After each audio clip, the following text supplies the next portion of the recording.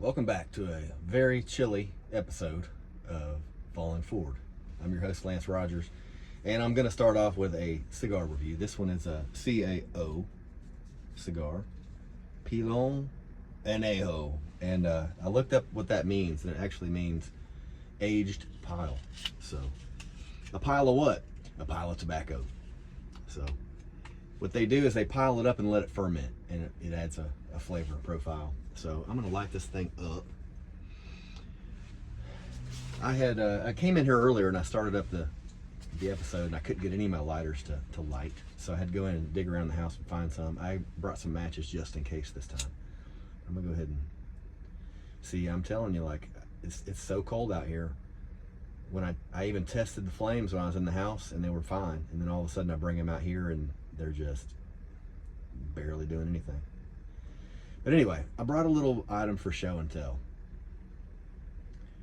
I brought a hubcap from an old car that I used to have.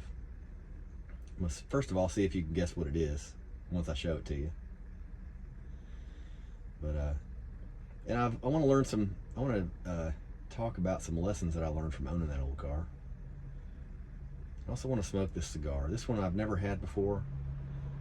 This is made up of 3 different countries worth of tobacco.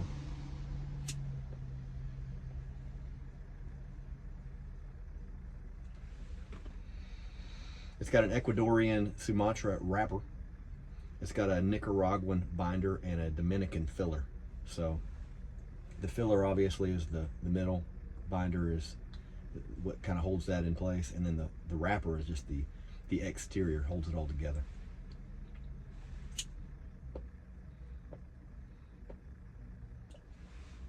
So this one has a little bit of extra age on it. They add about 2 years to the aging of the tobacco on this one, from what I read. It adds a little bit of spice. Honestly, it's kind of a peppery kind of taste.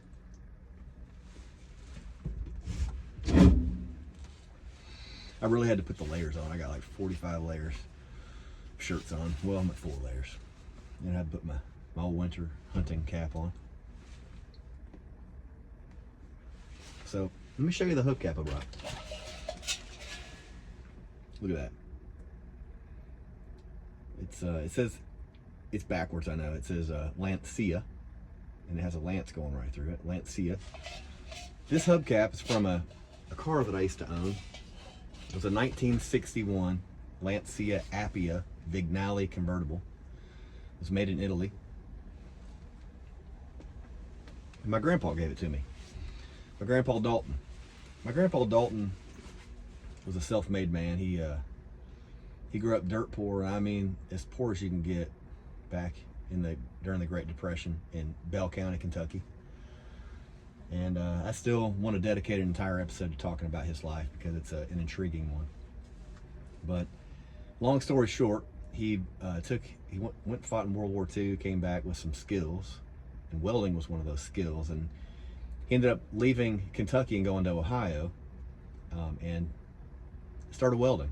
And he and his brother, Doug Dalton, who was a really great mandolin player, he had a band called the Whippoorwills. He and his brother started up a welding business called Dalton Brothers Welding. And years go by, he ends up selling the place and retiring, moved down to Florida. Well, one thing he did after he retired was car and truck restoration.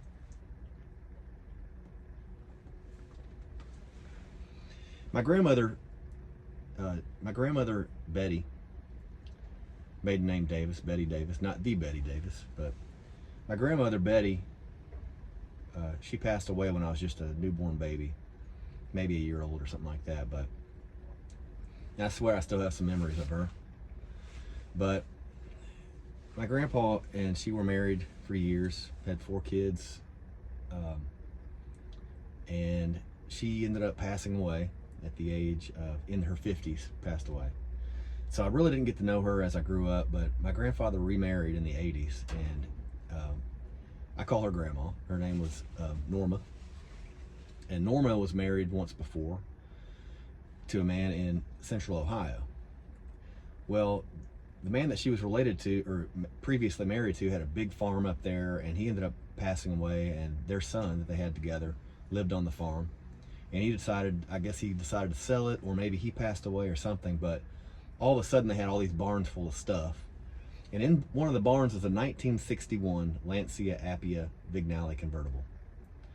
And my grandpa went up there and he made a list of all the things that it needed. And he got in touch with a guy that ran a Lancia Appia consortium. And basically what that is where people from all over the world need certain parts that they don't make anymore. And they will actually raise money. They will figure out a way to have the part constructed. And so it was this database of all these parts and everything that my grandfather had figured out what this car needed. Well, being an Italian car that they only made about 1,700 of originally, with this particular coachwork, parts were very hard to find. So my grandpa gives me a call, and he figures I'm a young man, I could put my back into it and get the job done, right? And I was probably 20, 23, 20, I was early 20s when he called me up, and he's like, Lance, got this car. If you're interested in it, you can have it. Just got to come up, pick it up, and it's yours. So he sent me a picture of it. It's beautiful. I mean, it was barn fine, but it was beautiful. There were very little rust on it. Whoever had had it before, they had done some body work and they had painted it and then they put it up. So it was missing some things. It was missing the engine primarily. It had the transmission, had everything. It was a roller. It just needed a lot of stuff, like some trim pieces and some bumpers, but all that was starting to add up. And me at 20-something years old, I was doing good to pay my bills, right? So this was a luxury item that I had, and but I wanted it. I had fully intended on getting this thing on the road. I was thinking I was going to buy an old Fiat or an MG, something cheap, and put the engine in there, or like a 4302 motor or something like that, and just customize it. Because to do a proper restoration on one of those cars was just going to cost a lot of money that I didn't have.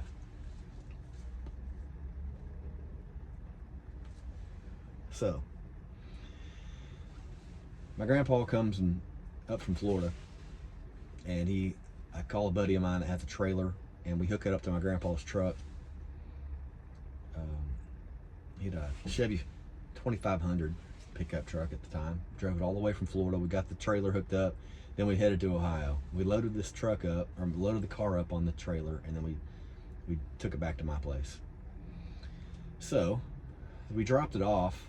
Really didn't have a good place to store it, so put it in my parents' garage. They had a 2-car garage, and my parents were willing to let me store it in there.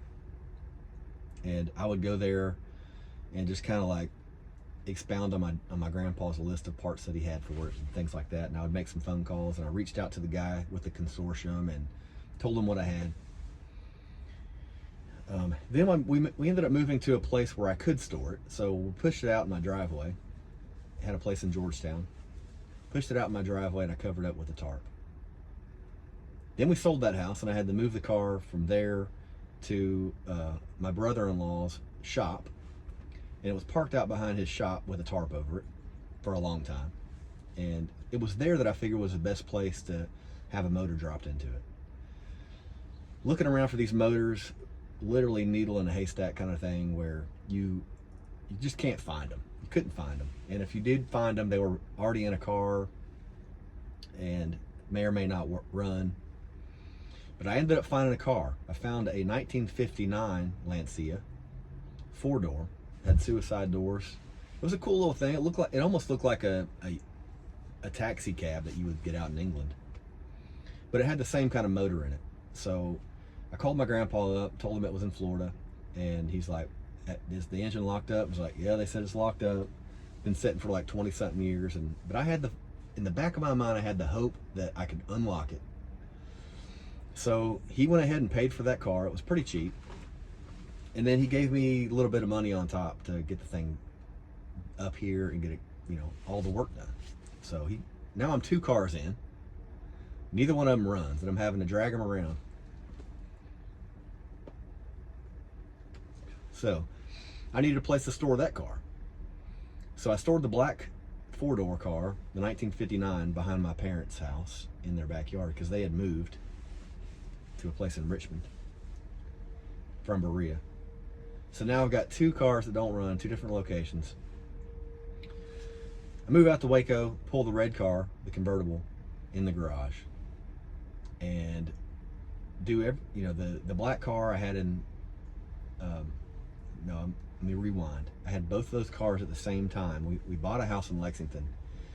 I had the red convertible in the garage, and I had the black car on the driveway, and I tried everything in the world to loosen that engine up. Could not get it going. So I pulled the engine, I tore it all apart, trying to figure it out. The pistons were rusted solid into the block. It was completely ruined. So, long story short, I know this is thanks for hanging on here. I'm trying to get to the point. Both of these cars, I'm talking years and years and years go by. Move out to Waco, pull the red car in there. I realized the black car, I probably just needed to sell it and get the money and put into the red car. So I sold the black car. The guy that bought the black car found out about the red one that I had, and he bought it too. And he was a collector out in Louisville, and I hand delivered cars to him, and stopped in at his warehouse. And he had Lamborghinis, he had Ferraris, he had every classic car you can imagine. It was a dream. And I took my two boys with me and got their picture next to this Lamborghini Diablo. I think it was a Diablo. But this guy was the one that was going to do the job. He had the means to do it. He had a mechanic on staff that was going to tear into the motor, find out what he needed to do to get the thing running. And he did. He ended up getting the black car running, and he sold it. That was a one-owner car, by the way, before I got a hold of it. And it was in the family, and I gave him the family's number and everything. Like, hey, if you get this car running, you got to reach out to this family. They'd probably love to have it back. So I don't know if that was the case or not. So, where am I going with this story?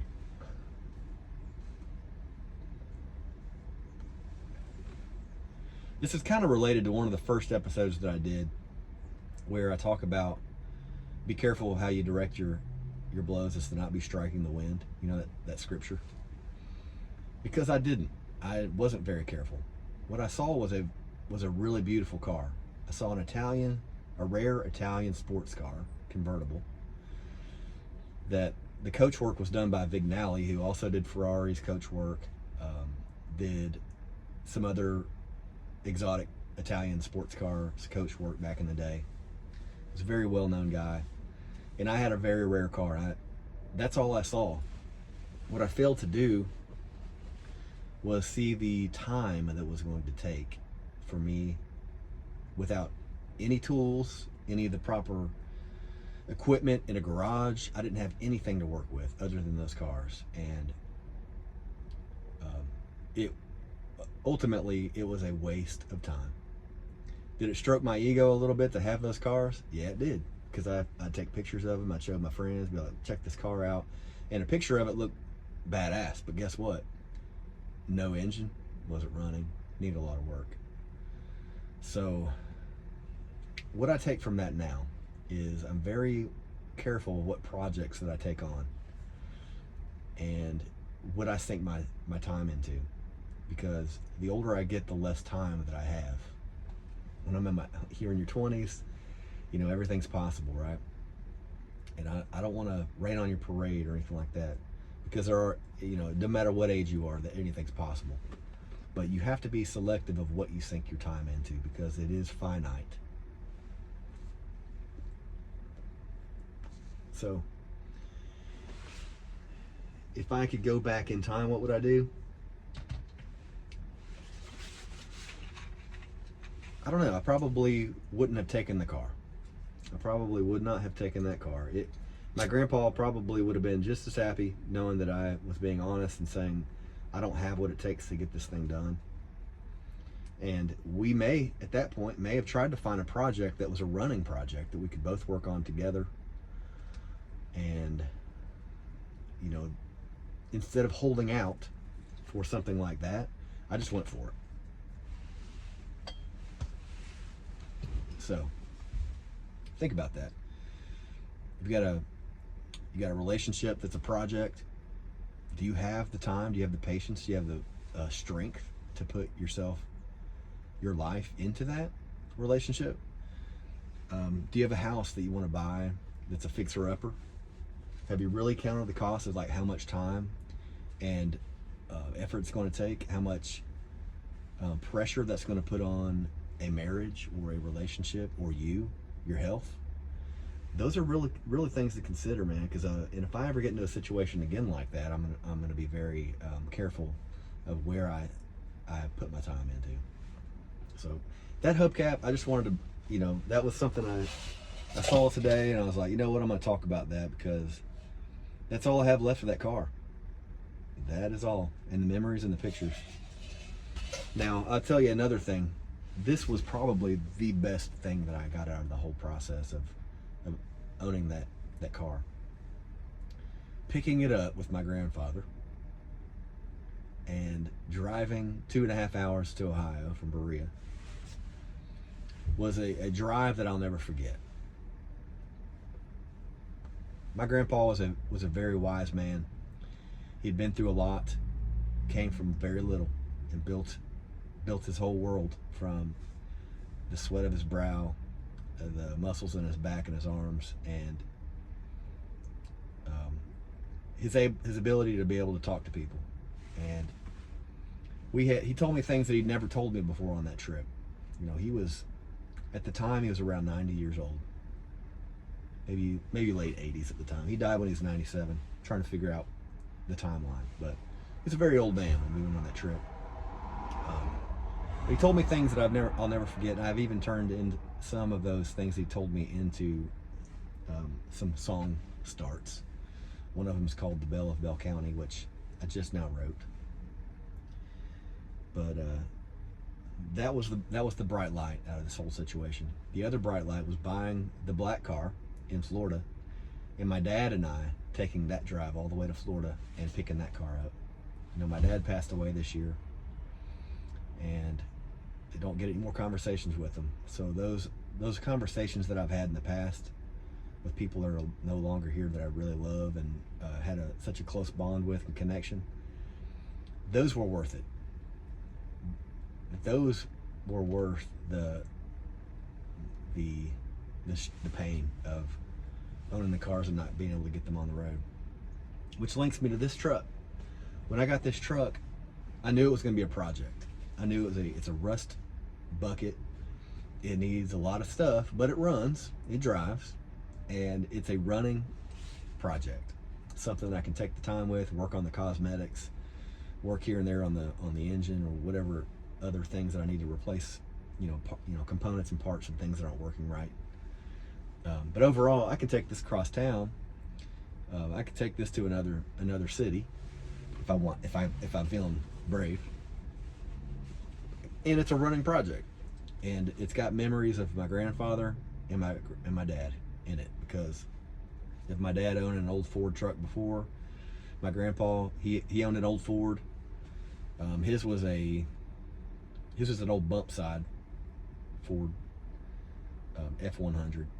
Had a really nice wood bed in it, and so I'm kind of continuing on the stories and continuing on the legends of the old Ford trucks in my family, and hopefully one day my kids will appreciate it. And I apologize to them if they're watching this for the time that I spent on those old cars that were not going anywhere. And I did get some stories out of it though. So sometimes that's what you do in life.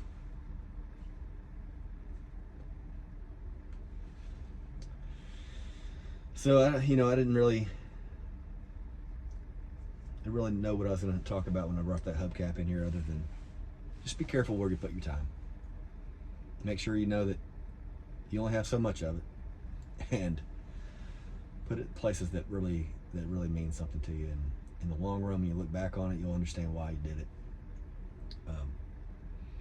This cigar is a really good one. I like the peppery kind of feel to it. It's a mid range as far as the boldness of it.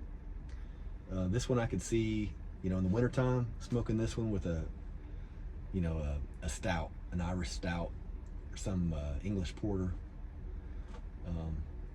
If I was going to drink a liquor with it, I would probably pair it with a rye whiskey, something like that. It'd be perfect right here. CAO, what is it? Pilon Anejo, aged pile. So aged to perfection, in my opinion. Aged to perfection.